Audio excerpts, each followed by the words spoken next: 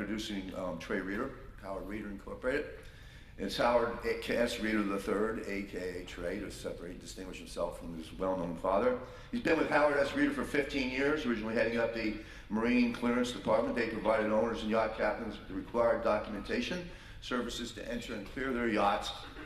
You have to wait a second because you have entrance music coming up here, all right? And in the United States. And so, with no further ado, Trey, maybe you can explain why we're getting so many calls at the Florida Yacht Brokers Association about boats being stopped or boats having their cruising permits or licenses taken away.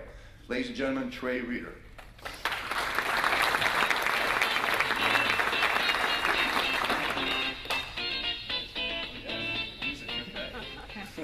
All right, how's everybody doing today? Starting early, so I guess everyone's still awake, so that's good. I guess I wanted to start with a story and how this kind of came about, which didn't really make much sense to me, but Customs didn't really give any notice. But on Wednesday, our agent was in Customs doing what we've been doing for years, just entering, clearing, cruising permits, doing all that with no problem. And on Thursday, he was handed an application for cruising license, which is a 2-page questionnaire. Some of the questions are very non-threatening feeling, a normal thing, name of the boat, where will you be traveling mostly, ownership, things like that. And then you get to the question number 12, which has 5 things. It says, will this vessel be offered for sale or be sold? Will it be for charter or offered for charter? Is it going to be transporting passengers for pay, which we know is probably won't because that's a cruise ship. Transporting merchandise for pay, which we know is probably not going to be a question that you'd answer yes to since it's not a cargo ship. And is the vessel going to be undergoing repairs, maintenance, or retrofit? Those 5 questions, if you answer yes to any of them, you'll be denied a cruising license if you're a foreign flag vessel, which is what has been happening. Just been phone call after phone call, different scenarios. But Customs basically is under the belief that the offering of a privately owned vessel for sale or charter in the U.S. is engaging in trade, to whatever their definition is. And a yacht engaging in trade cannot have a cruising license, even if it has satisfied its requirement to do things like be offered for sale by paying duty or being a non-exported U.S. manufactured boat. So that is, come to a big surprise for most owners that have coughed up, 1.5% of the value of their yacht for the right to have it offered for sale, and then, now all of a sudden they can't use it at all. So just as far as, without having to clear and enter. So, the main reason this is a problem is because use becomes much harder for owners and captains. Because a cruising permit basically just facilitates ease of movement throughout the U.S. I mean, that's its basic sole purpose. So without that, an owner has to, get clearance from one port, and when they get to another port, they have to then make physical entrance in that port. And if they're staying there for more than 24 hours, they have to surrender their registration. Customs holds on to it. When they decide it's time to move on from that port, which may only be 2 days later, then they have to get back in a car, somehow get to a customs office, and clear that boat. So cruising permits. An important thing for owners, boats, captains to have, because some of these ports are 40, 50, 60. I mean, here we're mere miles, 2 miles from an office that can get you that clearance. But like just the other day, we had a client in New Jersey. The customs office is in Philadelphia. They were on the coast, so it was like a 60-mile drive for them to get to legally move their boat again. So that was a problem.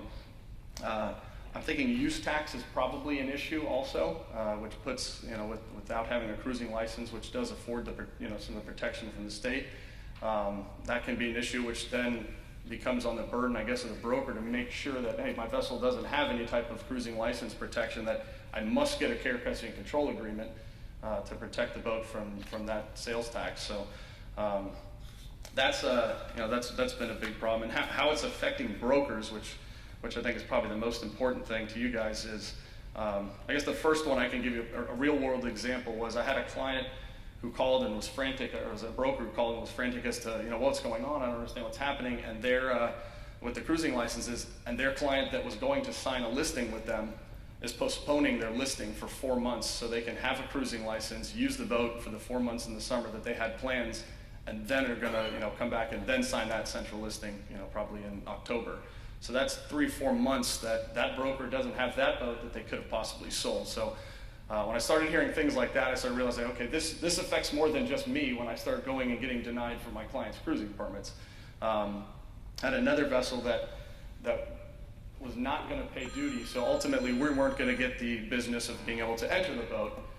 There was an insurance company involved that wasn't going to now be able to write the insurance policy for this boat to do chartering, and there was an attorney who may not have the business to write these charter contracts for this boat, and all because they weren't going to be able to get a cruising license. The owner wasn't going to import, charter, buy this insurance for chartering. A charter broker wouldn't have that boat to charter, so it's slowly starting to creep out, into the industry, just bit by bit in different parts of it. And the scarier thing for me was when, and this is where customs has really gotten out of control, had a boat that is not for sale to U.S. residents in U.S. waters, foreign built, not duty paid, so obviously they cannot be for sale here, advertised as such, denied a cruising license because in customs words to me was, well, it's online for sale, so it's implied that it's for sale, so, we can't give it a cruising license. So now it's extending to boats that really shouldn't quite, if you're not for sale to U.S. residents in U.S. waters, in their eyes and their definition of trade, you shouldn't fall under that if you're being offered for charter foreign or being offered for sale everywhere else in the world but here when the boat's here. I was told a story last night by a broker who's in here now that said that they had, the client has 2 yachts here. One they would like to get a cruising license for but can't because it is for sale, although it is U.S. built. But they have another boat that they kind of spitefully said, I said, take my boat out of here that I want to do a $7 or $8 million refit on and take it somewhere else just because of the customs, not giving me a cruising license and not being, accepting of wanting to have my business here essentially. So that's kind of a weird thing. And then one that was really, really astonishing to me was a client of ours was denied a cruising license on their newly purchased foreign flagged vessel because they failed to surrender their previous cruising license on their old boat when they offered it for sale. So customs punished them on their new boat for something that wasn't even being enforced or told, when they had their other previous boat for sale. I've had another one where the tender was denied a cruising license that has its own registration because the larger yacht was not for sale to U.S. residents, not imported, but it's implied that it's for sale because it's a tender to a boat that is for sale, just not here. So it's causing problems in that way. And we have customs rulings that state the exact opposite of that. One of the languages which is very simple. One of the questions that was asked in this ruling was, whether a cruising license must be surrendered upon sale, offer to sell, or charter, listing with a broker or agent for sale. And very plainly, the answer from headquarters Washington Customs, which is kind of the top there of this, is pretty simple. Again, it is not necessary to surrender a cruising license upon making an offer to sell, charter, or list with a yacht broker.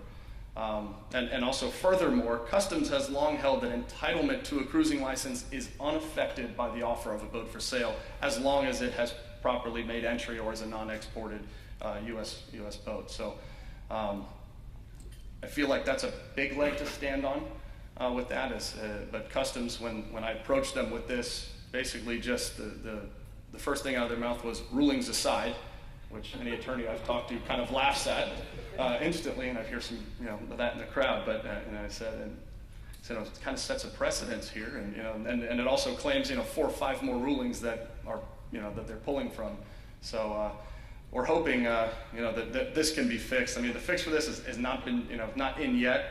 We've hired our own attorneys to go to the local Miami field office, which covers all of South Florida, basically Palm Beach, Miami, Fort Lauderdale, to talk to the higher ups at the local field office level, who has approved this, by the way, for these for the local offices here. So this isn't just a single person making it up, although I do believe a single person got in the ear of someone who made this happen. So we're hoping that'll happen in the next couple of weeks. The Marine Industries Association has also set up a meeting, which is set for July 6th, actually at Port Everglades, with I'm sure 4 or 5 members. I think I've heard so far from FYBA that will be there. I'm going to be there. My father will be there. I'm not sure who else is going, but we're hoping that being able to, we're already in talks with the director of the local field office right now and have given them rulings and given them specific scenarios and explained why this is incorrect and wrong. We're hoping that maybe July 6th will be the day that they come out and kind of come from the angle that they've come to the conclusion that, you know, what they're doing is not quite right, and hopefully they'll think it's their idea, and that's usually how customs changes things, is when you steer them towards them thinking it's their idea. So we're hoping that gets changed pretty soon. But one thing that has been key for customs, and I don't understand how they get to use it, you know, is the internet. Every single boat that you go, when you apply for a cruising license, you can put not for sale, not for charter, all that. Customs takes it, they go online, they Google yacht and the boat name that you're trying to get a cruising license for, and if it comes up, they don't do really any due diligence past that. They go, no, I see, you know, yacht blue, whatever. It's on here, it says it's for charter. You know, it may say it's for charter in another country, but it still says it's for charter, so it's implied that it's for charter everywhere, so we're going to deny the cruising permit based on that. And I don't know if this, I haven't done enough research into the ghost listing thing, but I know the Compass magazine had a whole article on ghost listings. But I had a charter broker the other day call me who just had a boat that was purchased, and they were signing agreements and stuff to be the charter broker for this yacht, and had not advertised it at all yet. And while I was on the phone with her, I just typed in that new boat name and the word yacht, and it came up only on one website. And it was 3 times in a row, and that never came up anywhere else. So, and she had said, I don't know how anyone knows that boat's changed its name. I don't know that it's not advertised anywhere, so I don't know how it's online. So I don't know if that's part of the ghost listing thing, but Customs uses that as their gospel. You can have the owner write a letter, you can have the captain write a letter and sign it stating the boat is not for sale, not for charter in the U.S., any of that, and Customs is taking the internet as gospel and the owners and captains as liars, essentially, because they're still just flat out denying them cruising licenses. So hopefully that's something we can get fixed shorter, you know, sooner rather than later, because like I said, it is slowly trickling out into other parts of the industry, and we really don't want this to get past the northern border of Florida. We want to stop this before this possibly becomes something that could be a nationwide hassle. So because if it gets to that point, it may be a little harder. But if we can't get it fixed on the local level, it's going to have to go to Washington headquarters and get fixed, because, like I said, when I heard the one broker had to postpone his listing, that immediately to me was like, well, that's a problem. You know, that alone is a huge problem. So we're working on that. And there's one more thing I wanted to just kind of touch on, that just from the enforcement kind of standpoint with Customs these days, is EPA. It's been around for a long time, but it's never been enforced. That you're supposed to be able to show that the vessel you're importing is EPA compliant for the year that the engines and generators were built and put into that boat. So, some don't have this EPA compliance because they were older boats built before there were standards for those models of boats. But we had, just in Miami, who's been the biggest enforcer so far, and this just happened in the last 2-3 weeks, where they came back with 10 boats that we had imported in the last 6 weeks or so, and said, oh, by the way, those duty entries that we did release are no longer released until you can provide proof that the EPA compliance EPA compliance, or not needing to be necessarily incompliant if it's an older boat or whatnot. So all those duty entries were then kind of, the duty had been paid, they'd been released, but then all of a sudden they were basically recalled essentially until we could provide that information. So I had boats that we did duty payments, the boat closed, and now had a new owner that we had to try to track down and see if we could get on those boats and try to get that information. A lot of these boats have, the newer ones, probably 2005, 2006 and on, seem to have a sticker or a plate on like the valve covers of these motors that say that this motor is EPA compliant for year 2000, whatever that they're built, or it won't find it on the 1980s or 90s usually motors.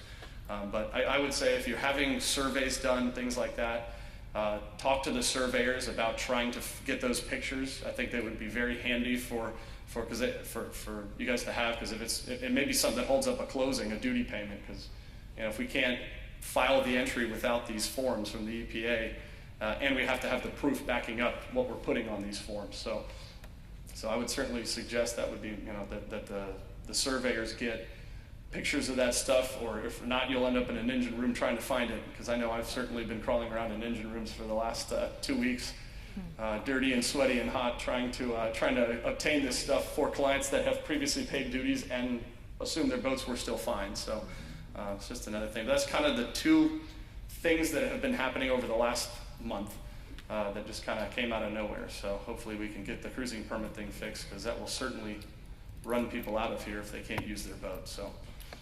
Anybody have a question or two here? Yes, sir. Who's your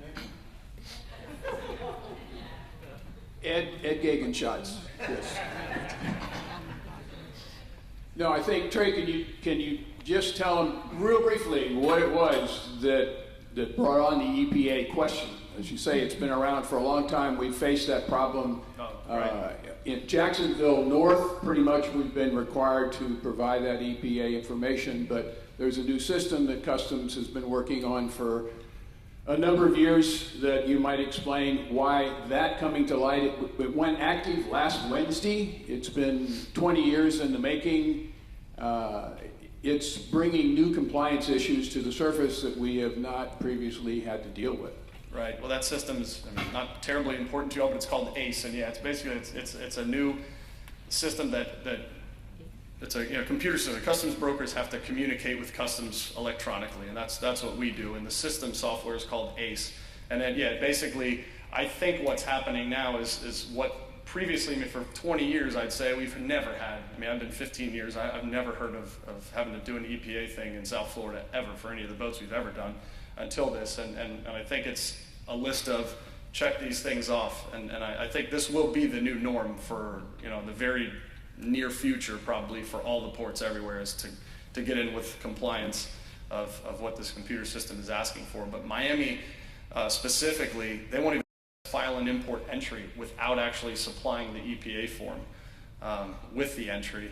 In Fort Lauderdale, we've been able to file the entries without them, but they have come back with some of them requesting. I guess I'm thinking it's depending on the officer that's looking at it in their computer system as to whether they then request us to provide that form to them or not. So we usually try not to give them that information until they ask for it. But Miami says we will not accept any entries of your boats and of any import with an engine unless you have that form. So that I would say is definitely going to be a problem. Thanks, Greg. Thanks. If anybody else has a question,